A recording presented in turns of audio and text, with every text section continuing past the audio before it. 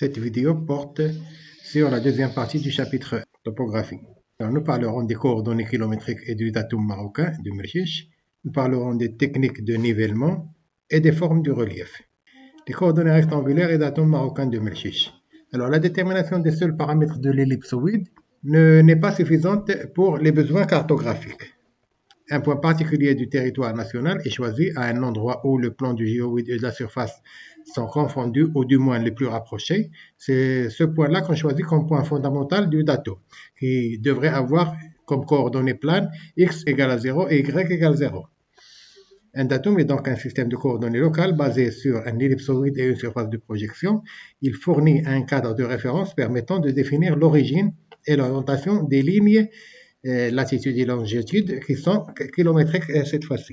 Alors, l'ellipsoïde utilisé au Maroc est l'ellipsoïde Clark 1880 de l'IGN, Institut géographique national de France. La surface de projection est une surface de projection conique séquente qu'on appelle la projection conique conforme de Lambert, qui a été établie par le mathématicien Johann Heinrich Lambert en 1772. Qui est utilisé actuellement dans un certain nombre de pays, comme la France, la Belgique, l'Estonie et le Maroc. Les latitudes et les longitudes de l'ellipsoïde de Clark 1880 sont projetées sur la surface conique de Lambert, sont représentées au Maroc de cette façon-là. Le Maroc est compris entre le méridien de Greenwich, qui passe à côté de la ville de Rouen, et le méridien 15 degrés ouest. Il est compris aussi entre les parallèles 21 degrés nord et 36 degrés nord. Le datum utilisé au Maroc a pour origine la localité de Merchiche, à côté de Casablanca, dont les paramètres de localisation sont indiqués ici. Le parallèle d'origine est 33 degrés 18 minutes nord, le méridien d'origine est 5 degrés 24 minutes ouest. La surface de projection conique conforme de Lambert utilisée est 50 au parallèle standard, 21 degrés 43 minutes nord et 34 degrés 51 minutes 57 secondes 60 nord. Cette position de Merchiche est donc prise comme un point fondamental du datum marocain, qui sera l'origine d'un nouveau carreauage qui a été tracé à partir de cette origine, créant de nouvelles coordonnées basées sur des distances kilométriques. Les cartes marocaines donc possèdent sur leur bordure deux types de coordonnées, les coordonnées géographiques angulaires et les coordonnées plans ou kilométriques déterminées dans le datum Merchiche. On constate que les méridiens de l'ellipsoïde se croisent avec les méridiens kilométriques. Les lignes kilométriques sont toujours parallèles alors que celles de l'ellipsoïde convergent vers le pôle nord. C'est pourquoi il y a toujours sur la carte une indication, la direction du nord géographique qui indique le pôle nord, du nord magnétique qui indique le pôle nord magnétique et du nord cartographique. Il y a aussi une indication sur la déclinaison magnétique, mais ça c'est une autre histoire qui sera développée en géodynamique interne.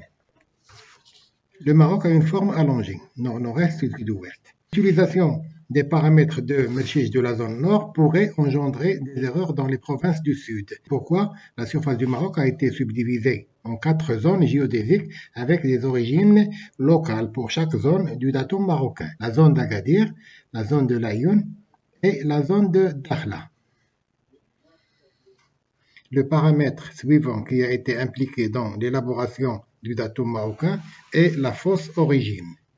L'origine Merchiche a été choisie en se basant sur les données de topographie de l'ellipsoïde et du géoïde. Mais en l'appliquant à partir de sa position réelle, on aura des coordonnées négatives au sud et à l'ouest. Pour pallier à cet inconvénient, une fausse origine a été établie. On éloigne la vraie origine de 500 km plus ouest et de 300 km au sud, pour avoir cette nouvelle origine qui est la fausse origine.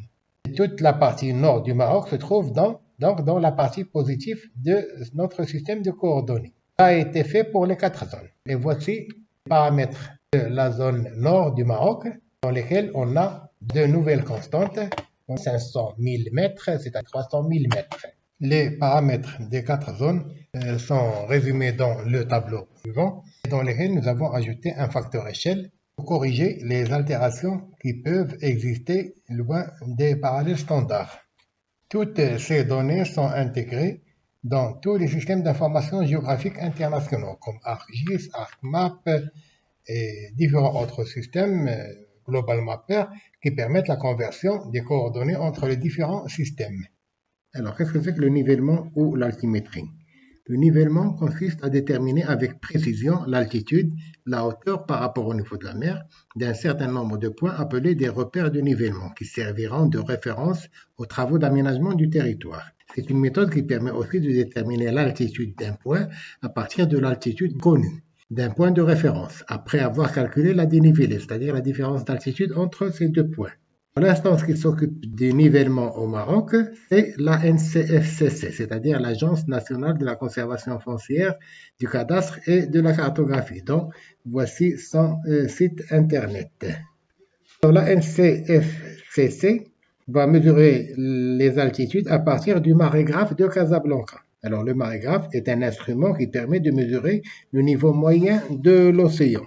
À partir de ce marégraphe, des mesures d'altitude sont effectuées par des techniques de nivellement pour un certain nombre de points sur l'ensemble du territoire national. Et ces points-là sont matérialisés sur le terrain par des repères de nivellement. Alors, ces repères de nivellement sont installés sur des bornes bétonnées, sur des ouvrages pérennes comme les ponts ou bien des mosquées, où est scellée l'altitude. Le réseau de nivellement marocain est étalé sur plus de 14 000 km le long du réseau routier. Il est composé de 9000 points de repère répartis en repères de référence et repères de base. Actuellement, les systèmes GPS ont facilité ce repérage de la topographie. Sur les édifices de la NCFCC, 15 stations de récepteurs GPS très précis ont été installées. Le GPS donne les coordonnées géographiques et les altitudes ellipsoïdales. Mais de simples calculs intégrés au GPS permettent de déterminer l'altitude réelle.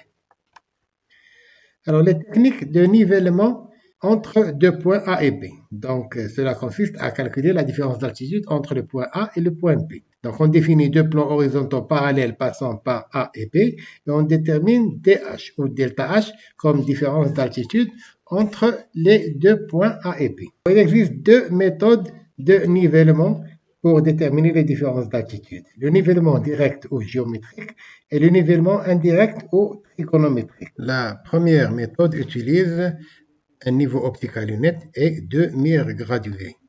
Alors, on utilise un niveau optique à lunettes sur un trépied et la lecture des hauteurs sur les deux mires permet de calculer la dénivellation. La différence de hauteur lue sur les deux mires correspond à la dénivelée. Nous avons sur ce schéma 138 d'un côté, 57 de l'autre. La différence est de 81 et correspond à la différence d'altitude. Quand les distances sont grandes ou bien les différences d'altitude sont grandes, on procède par cheminement de nivelé. La deuxième méthode de détermination des altitudes, c'est le nivellement indirect ou trigonométrique. Le nivellement est réalisé par calcul de dénivelé et non par sa mesure directe, grâce à des mesures d'angle et de distance, à l'aide d'un théodolite ou bien d'un tachéomètre. Un théodolite permet de relever l'angle entre deux repères visuels et la distance horizontale ainsi que la distance directe entre les deux repères visuels. Un calcul simple conduit à la différence d'altitude entre A et B. Les paramètres connus sont la hauteur du théodolite, la hauteur du support du deuxième repère visuel, la distance horizontale et la distance directe ainsi que l'angle Z.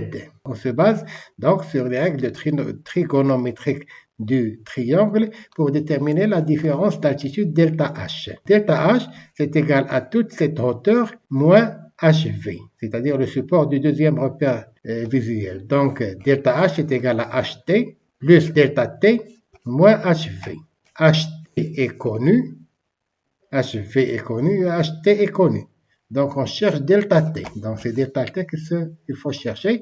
Et comme delta T, c'est le côté adjacent de l'angle Z, on peut déterminer la différence delta H en déterminant le cosinus de cet angle Z qui est égal à delta T sur TI.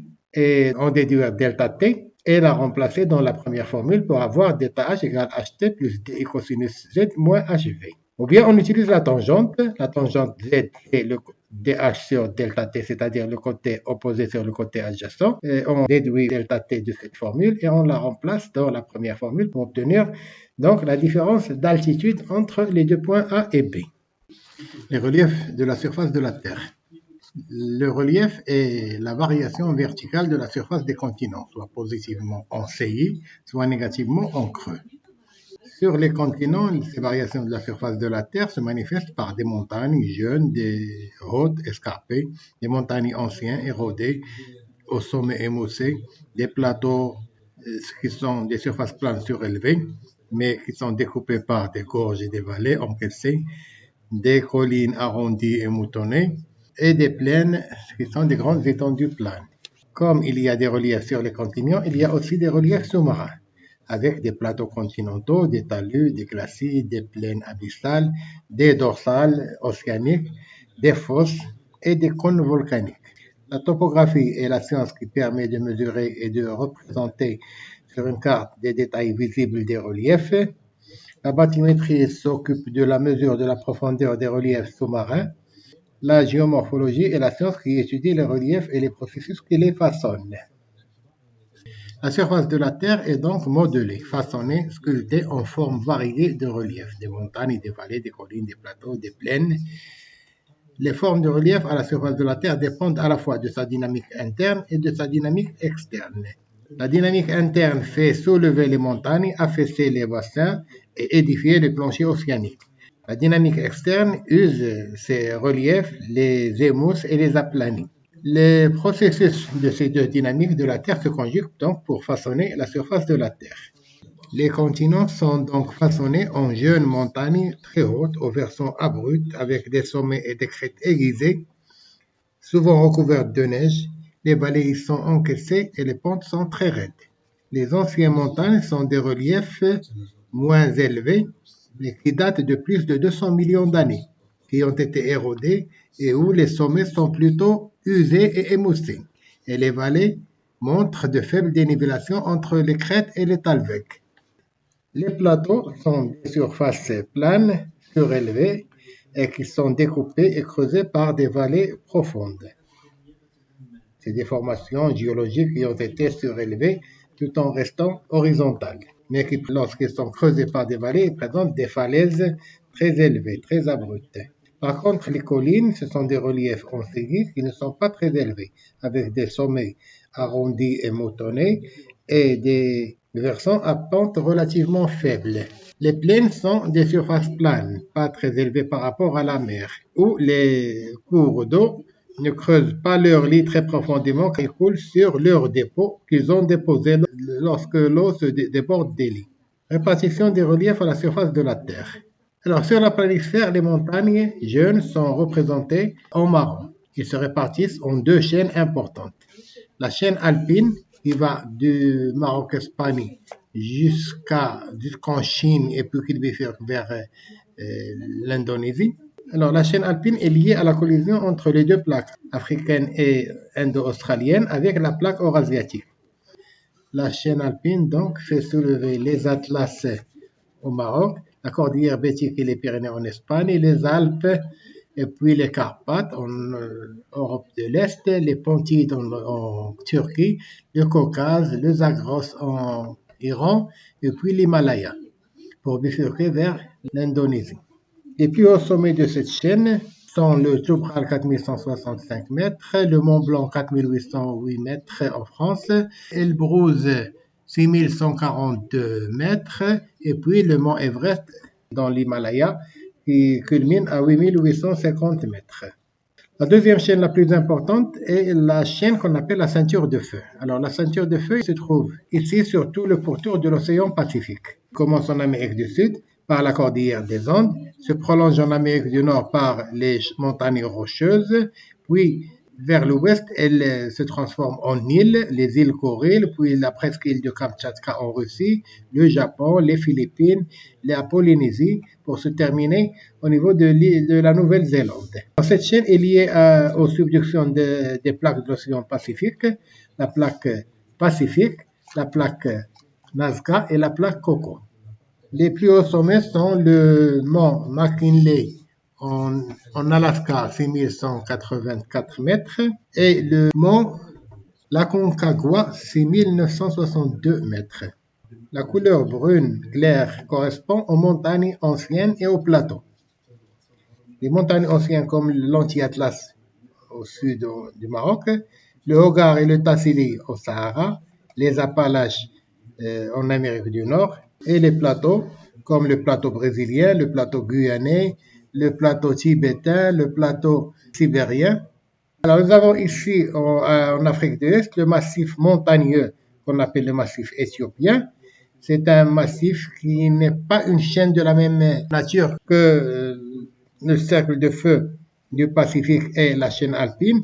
C'est une chaîne qui a été formée par un rift continental. C'est-à-dire que la lithosphère en Afrique de l'Est s'est bombée et a été affectée par des failles qui ont causé des grabins précurseurs de l'ouverture de nouvelles mers. Le sommet le plus haut est le Kilimandjaro qui culmine à 5895 mètres. La couleur verte correspond donc aux grandes plaines à travers le monde. Différentes appellations pour décrire les formes de relief existent. Par exemple, ici nous avons une crête. La crête, c'est la ligne qui relie les plus hauts points d'une saillie. À partir de cette ligne, sont inclinés de part et d'autre les versants. Au pied des versants, nous avons la ligne où coulent les eaux qu'on appelle un talweg. Les versants qui se trouvent de part et d'autre de talweg constituent une vallée. La vallée creusée par un cours d'eau est une vallée en V, contrairement à une vallée glaciaire qui est en U. Donc, un glacier qui coule dans une vallée va façonner cette vallée en U.